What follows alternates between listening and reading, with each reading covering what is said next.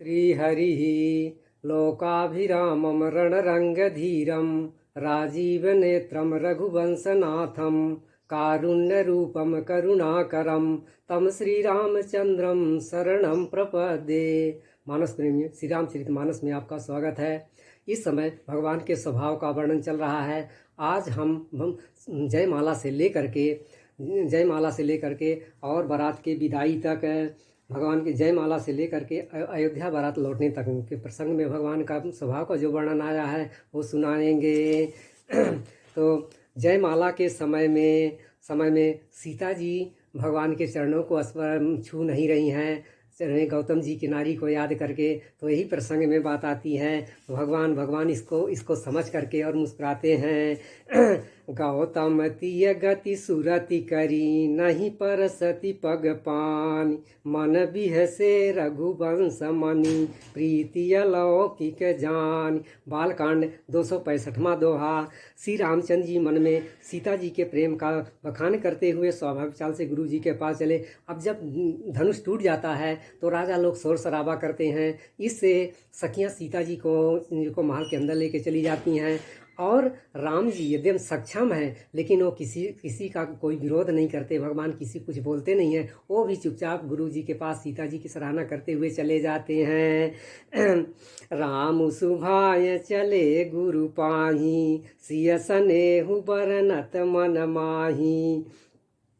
अब जब परशुराम जी का आगमन हो जाता है, परशुराम जी काफ़ी नाराज होते हैं और जनक जी को कहते हैं कि किसने ये भीड़ कैसी है, जानते हुए भी पूछते हैं ये भीड़ कैसी है। और फिर धनुष की ओर देख करके बोलते हैं कि धनुष किसने तोड़ा है, हमें उसको दिखाइए, नहीं मैं तुम्हारे राज्य को पलट दूंगा। तो इस सब राजा डर जाते हैं, यहाँ तक कि जनक जी भी कोई कुछ नहीं बोलते। तब भगवान ने देखा कि सब राजा डरे हुए हैं। तब भगवान बड़े ही मधुर वाणी से बोलते हैं कि हे नाथ, शिव जी के धनुष को तोड़ने वाला कोई आपका एक दास ही होगा, क्या आज्ञा है मुझसे क्यों नहीं कहते। नाथ शंभु धनु भंज निहारा, होई है क्यों एक दास तुम्हारा। आय सुकाह कहिए किन मोही, सुनि रिसाई बोले मुनि कोही। श्री रामचंद्र जी दोनों हाथ जोड़ करके अत्यंत विनय के साथ कोमल और शीतल वाणी में बोले, हे नाथ, अति विनीत मृदु शीतल वाणी, बोले राम जोरी जुग पानी। सुनहु नाथ तुम सहज सुजाना, बालक बचनु करिय नहीं काना।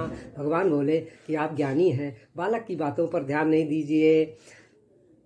अब फिर भगवान कहते हैं कि उसने तो कुछ काम नहीं बिगाड़ा। हे नाथ, आपका अपराधी तो मैं हूँ, ते ही नाही कछु काज बिगाड़ा, अपराधी मैं नाथ तुम्हारा। हे स्वामी, कृपा क्रोध बध बंधन जो भी आप चाहें दास की तरह मुझ पर करें, जैसा भी आपका क्रोध दूर हो। हे मुनिराज, बताइए मैं यही करूं। कृपा को पुबधु बधब गोसाई, मोह पर करिय दास की नाई। कहिए बेगी जही विधि ऋषि जाई, मुनि नायक सोई करऊं उपाई। परशुराम जी कुठार उठाए बक रहे हैं और श्री राम जी सिर झुकाए मन ही मन मुस्कुरा रहे हैं। भृगुपति बकही कुठार उठाए, मन मुस्काही राम सिर नाए। और भगवान सोचते हैं कि गुनाह तो लक्ष्मण जी का अक्रोध मुझ पर करते हैं। गुनाह लखन कर हम पर रोसु, कतहु सुधाई हूँ ते बड़ दोसु। श्री रामचंद्र जी ने कहा, हे मुनीश्वर, क्रोध छोड़िए, आपके हाथ में कुठार है, सामने यासिर है, जिस प्रकार आपका क्रोध जाए हे स्वामी वही कीजिए। राम कहो रिस तजिय मुनीसा, कर कुठार आंगे यह सीसा। जेहि रिस जाय करिय सोई स्वामी, मोहि जानिय आपन अनुगामी। स्वामी और सेवक में युद्ध कैसा। हे ब्राह्मण श्रेष्ठ, क्रोध का त्याग कीजिए। आपका वेश देखकर कि बालक ने कुछ कह डाला, वास्तव में उसका भी कोई दोष नहीं है। प्रभु ही सेवक ही कहु कस, तजहु विप्र बस बर रोसु। बेसु बिलोके कहे सी कछु, बाल कहूँ नहीं दोष। बालकांड 221वां दोहा। प्रभु ही सेव कहीं समरु कस तजहु विप्रवर रोष बेसु बिलोके कहे सी कछु बाल कहूँ नहीं दोष। हे नाथ, हमारी और आपकी बराबरी कैसी, कहिए ना कहाँ चरण और कहाँ मस्तक, कहाँ मेरा राम मात्र छोटा सा नाम और कहाँ आपका परशु परशु सहित बड़ा नाम। हम ही तुम ही सरवरी कसीना था, कहूँ न कहाँ चरण कहाँ माथा। राम मात्र लघु नाम हमारा, परशु सहित बड़ नाम तुम्हारा।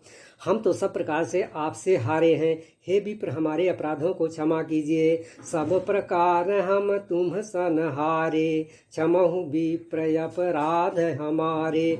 श्री रामचंद्र जी ने कहा, हे मुनि विचार कर बोलिए, आपका क्रोध बहुत बड़ा है और मेरी भूल बहुत छोटी है। पुराना धनुष था, छूते ही टूट गया। मैं किस कारण से अभिमान करूं। जब परशुराम जी ने कहा कि आपने धनुष तोड़ दिया तो बहुत अभिमान हो गया, तो उसी के जवाब में भगवान कहते हैं कि पुराना धनुष था, धनुष तो छूते ही टूट गया, मैं किस बात का अभिमान करूं। राम कहा मुनि कहु विचारी, ऋषयति बड़ी लघु चूक हमारी।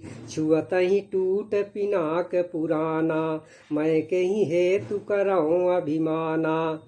ब्राह्मण वंश। फिर भगवान जी बहुत ही गूढ़ बात बोल देते हैं, जिससे कि परशुराम जी के मति के जो है बुद्धि के दरवाजे खुल जाते हैं। कहते हैं तो भगवान कहते हैं कि ब्राह्मण वंश की ऐसी महिमा है, जो आपसे डरता है वो सबसे निर्भय हो जाता है। विप्र वंश कै असी प्रभुताई, अभय हो ये जो तुम ही डराई। सुनि मृदु गूढ़ बचन रघुपति के, उघरे पटल परशुधर मति के।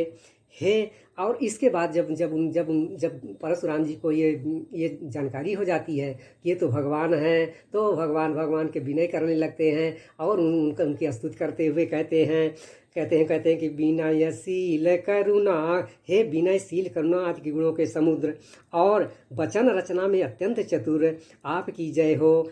हे सेवकों को सुख देने वाले एवं सब अंगों से सुंदर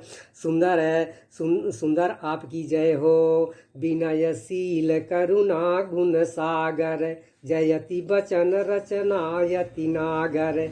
सेवक सुखद सुभग सब अंगा, जय शरीर छवि कोटि अनंगा। और फिर कहते हैं परशुराम जी कि मैं एक मुख से आपकी क्या प्रशंसा करूं। हे महेश्वर जी के, हे महादेव जी के मन रूपी मानस सरोवर के हंस, आपकी जय हो। मैंने अनजाने में आपको बहुत से अनुचित वचन कहे हैं। हे क्षमा के मंदिर दोनों भाई, मुझे क्षमा कीजिए। करो का मुख एक प्रशंसा, जय महेश मन मानस हंसा। अनुचित बहुत कह्यूं अज्ञाता, क्षमौ क्षमा मंदिर दो भ्राता। पिता दशरथ जी को अब जब परशुराम जी चले जाते हैं, तो इसके बाद जो है जनक जी महाराज दशरथ जी को बुलाने के लिए दूत भेजते हैं, जिससे महाराज का आगमन होता है। तो आगमन सुनकर के राम लक्ष्मण जी अत्यंत प्रसन्न होते हैं। तो पिता दशरथ जी के आने का समाचार सुनकर के दोनों भाइयों के हृदय में महान आनंद समाता न था। पितु आगमन सुनत दो भाई, हृदय न अति आनंद अमाई।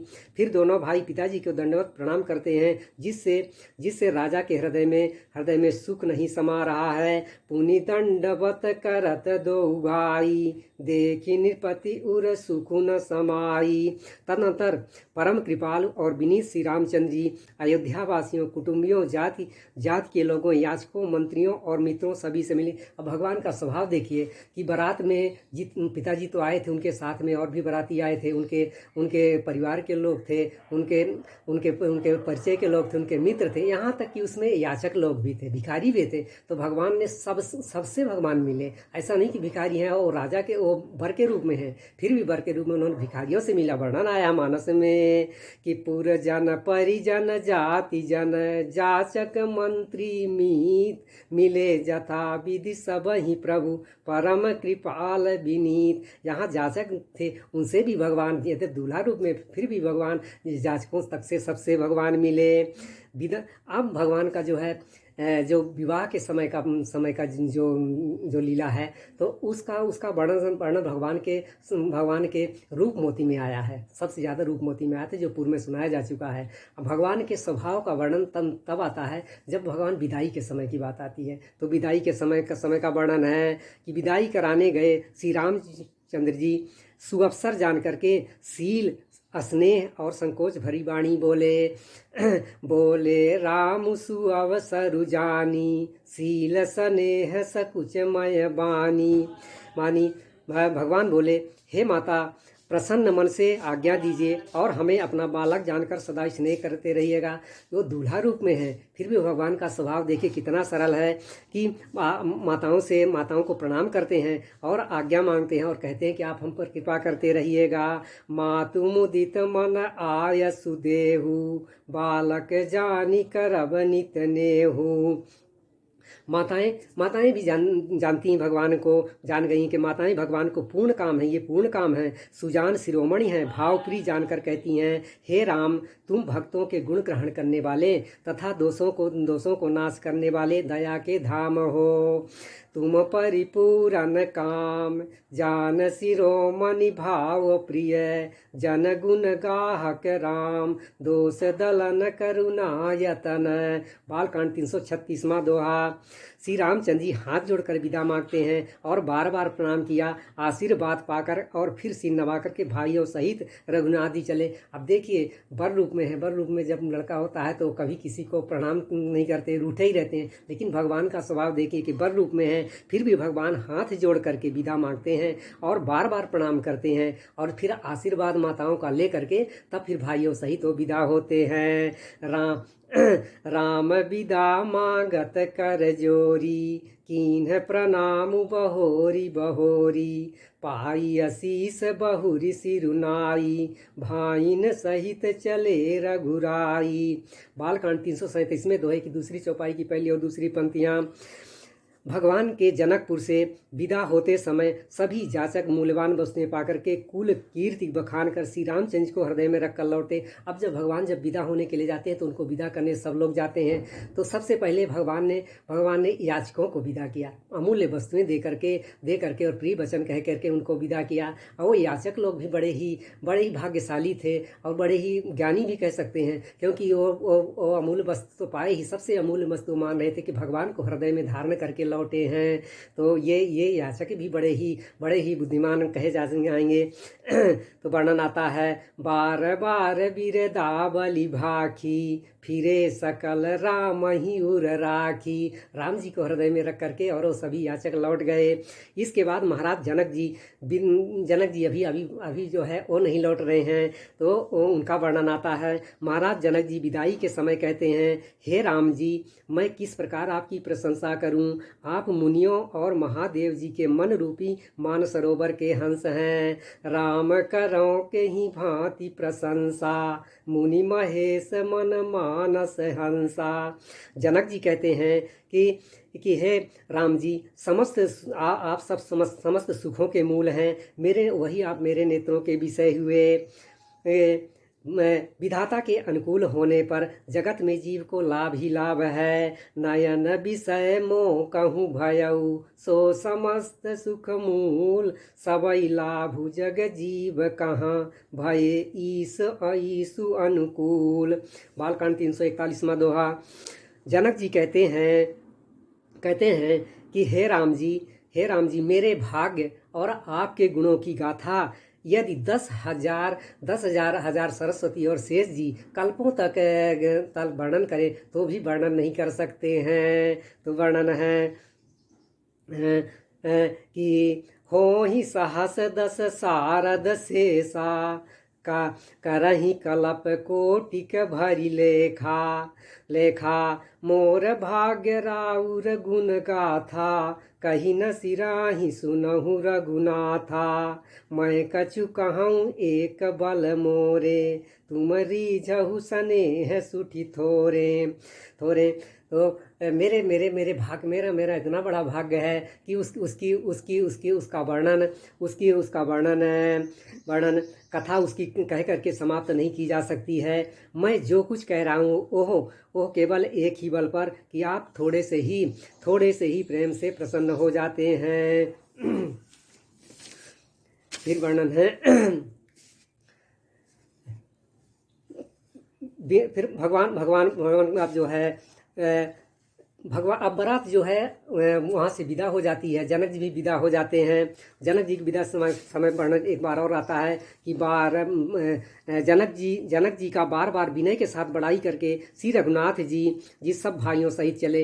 अब जब महाराज जनक जी ने ये सब बातें भगवान से सुनाई तो भगवान भी उनको बार बार प्रणाम करके और भाइयों सहित फिर चल दिए। अब बारात पहुंच जाती है अयोध्या। तो अयोध्या आने पर और वर्णन तो नहीं है, लेकिन भगवान का स्वभाव का वर्णन उस समय आता है जब भगवान पहुंच करके सोने के लिए जाते हैं। तो माताएं पूछती हैं उस समय भगवान से कि आपने ताड़का का वध कैसे किया, आपने अहिल्या का उद्धार कैसे किया और शिव जी का इतना कठोर धनुष आपने कैसा तोड़ा। तो भगवान देखिए कोई दूसरा होता तो बैठ कर अपनी प्रशंसा करने लगता, लेकिन भगवान ऐसे ही साधारण तौर पर माताओं को सबको संतुष्ट करके और भगवान सोते समय भगवान का स्वभाव देखिए। सोते समय भगवान गुरु ब्राह्मणों के चरणों को स्मरण करके नेत्रों को नींद के बस कर लिया। तो वर्णन आता है कि राम प्रतोषी मातु सब कही विनीत बर बहन सुमिरि शंभु गुरु विप्रपद किए नींद बस नयन। भगवान माताओं के पूछने पर उनको ये संक्षेप में सब बातें बता देते हैं और शिव जी ब्राह्मणों की और गुरु जी का स्मरण करके अपने नेत्रों को नींद के बस कर लिया। इस प्रकार से अब ये प्रकरण जो है आज का पूरा हुआ और साथ ही अयोध्या कांड का भी आज यहाँ से पूर्ण हो गया है। अब अगले भाग में हम अयोध्या कांड में प्रवेश करेंगे और उसमें मंगलाचरण से लेकर के श्री राम कैकेयी संवाद तक में भगवान के स्वभाव का वर्णन सुनाएंगे। धन्यवाद।